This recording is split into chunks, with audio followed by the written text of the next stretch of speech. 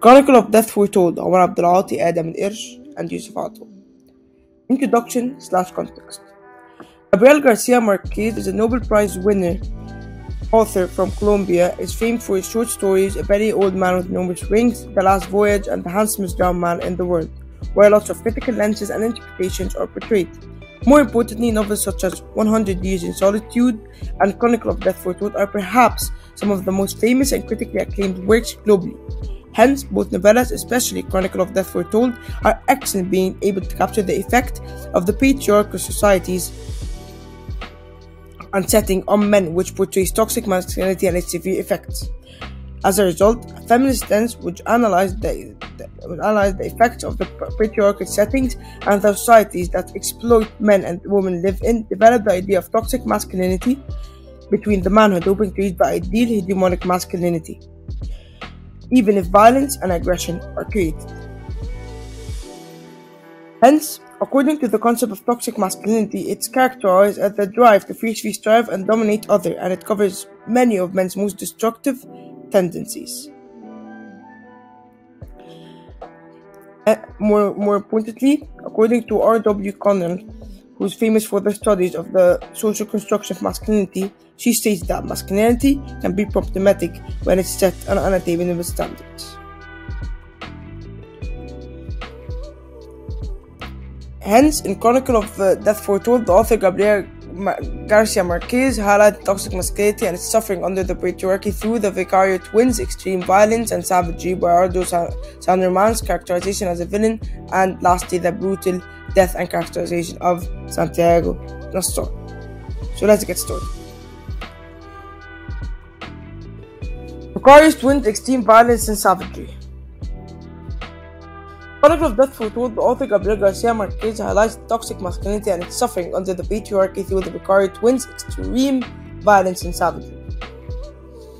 In context, this evidence claims when the Vicario twins kill Santiago Nastor, the lexification of the word blood and stab evokes a feeling of violence and savagery, where the Vicario twins are depicted as savage because of their extreme violence. Moreover, the words spurt and soaked show the intensity of the killing, whilst killing the innocent Santiago. Consequently, the twins are depicted again as violent and aggressive. While correspondingly to this creates a mood of sympathy towards Santiago, who died innocently due to the Vicario twins' extreme oppression, thinking that's an honor killing. Hence, the violent twins represent a symbol of violence as well as toxic masculinity, which highlights and represents in the killing of the poor Santiago. Hence, again, toxic masculinity is depicted within the patriarchal societies as the twins killed in order to be seen as the ideal hegemonic men, even if they needed to commit crimes or use violence and savagery. Again, in this evidence, the words soaked and smeared implies excessive bleeding. The visual imagery of the Vicario twins' bleeding appearance highlights the severity of their crime. Moreover, the word knives, blades, and livelihood all connote violence and savagery. On the other hand, the phrase surrender as an act of great dignity highlights how the bishop implied that the murder was juxtaposed, which highlights how the twins think that this was the job and duty they had to carry for their honor. Thus, the Vicario twins are characterized as violent and savage as they committed the murder. However, in contrast to this, they are seen as virtuous and special in the church, as the bishop thinks that this was an act of duty and job needed to be done in order to gain back their family's honor. As a consequence, honor killing as an outcome of women bringing shame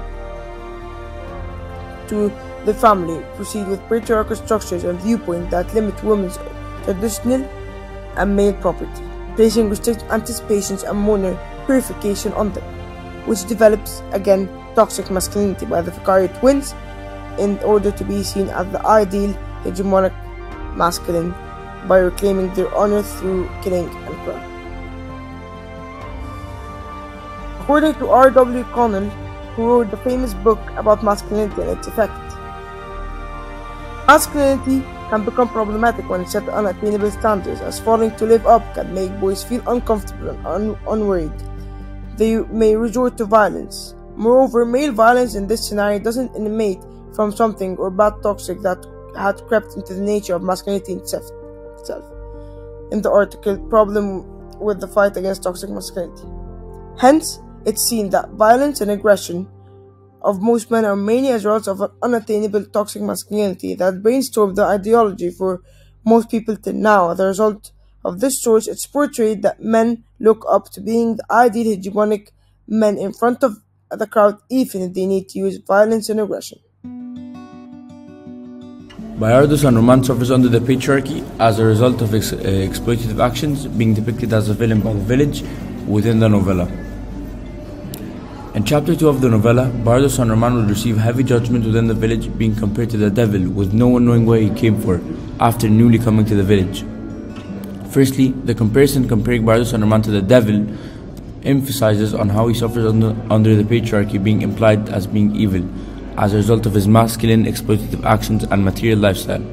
In addition, he is anonymous within the village, as nobody knew what he'd come for, implying that he is an outsider due to his different views and actions in comparison to the normative villagers within the setting. Thus, he is characterized as a villain within the story, while the tone is depicted as critical and negative towards him, depicting the mood as pitiful and critical, adding on to his hatred. As a result, Bayardo suffers under the patriarchy due to his material actions and being seen as an exploitative outsider as a result of his toxically masculine traits, depicted as the villain within the village.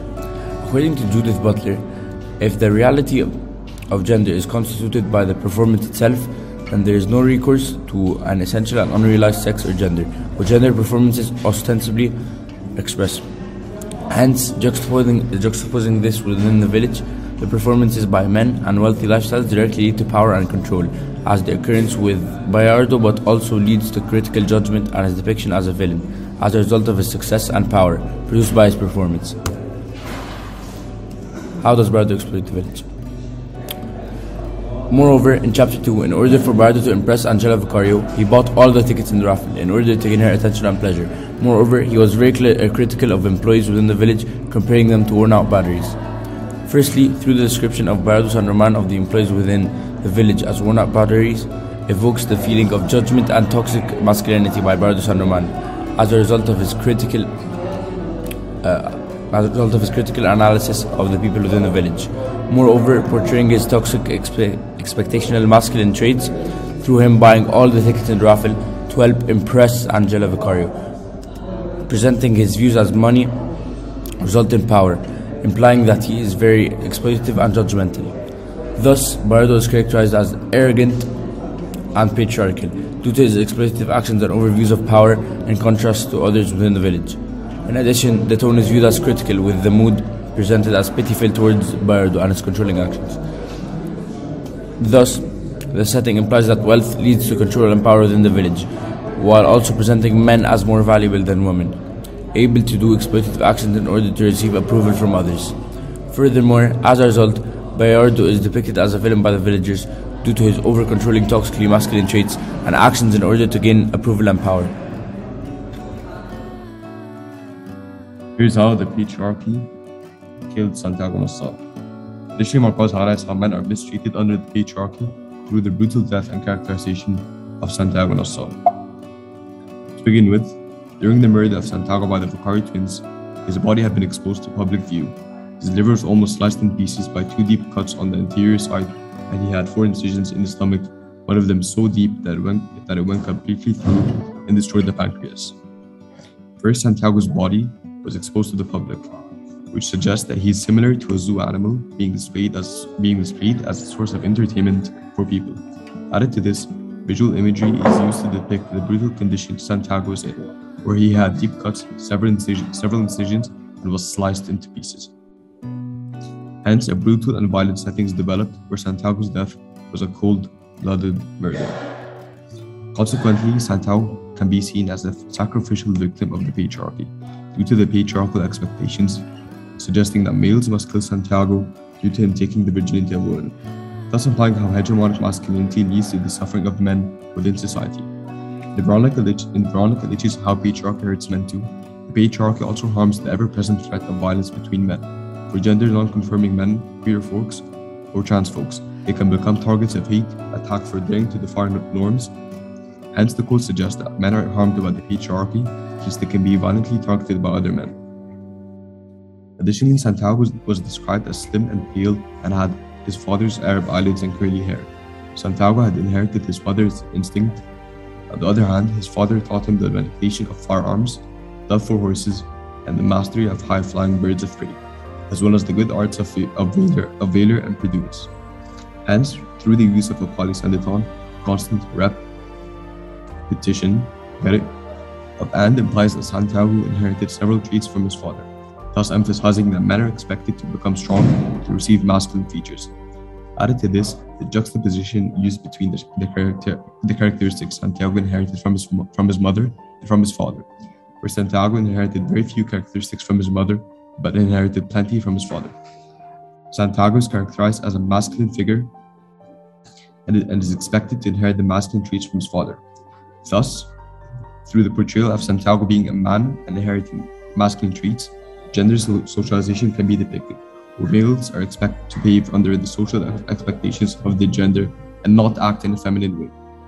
Moreover, the novella depicts how the men suffer under the patriarchy, since males are expected to behave in a gender stereotypical way within society. Hegemonic masculinity is portrayed where Santiago should embrace his masculine traits and become powerful and aggressive. Aided by Feminism India's article on how harmful is patriarchy to men and boys, the glut of male entitlements provided by patriarchy develops a pernicious false consciousness among men and the upholders of hypermasculinity. It causes an exaggerated sense of invincibility among men. The quote emphasizes how the patriarchy causes a hypermasculine feeling between men, indicating that men are likely to become aggressive with each other due to the stereotypical suggested roles for men. Thank you. Conclusion. In conclusion, in his short novella Chronicle of Death Foretold, Gabriel Garcia Marquez is able to show the impacts of patriarchy on men and their effects through exploitative behaviors and detailed characterization. In sum, throughout the story, masculinity is prioritized and overpowered in contrast to femininity. This can be seen through the exploitative actions of Bardo San, the violent traits and actions of the Vicario twins, and the death of Santiago Nassar. These three prompts present the description of the patriarchal and toxically masculine setting produced within the village. This also helps portray and reveal how hegemonic masculinity may lead to masculines to feel the need to overpower others within the community in order to gain approval in society. This is presented in our normal day societies and is revealed through the patriarchy and gender performance within the world.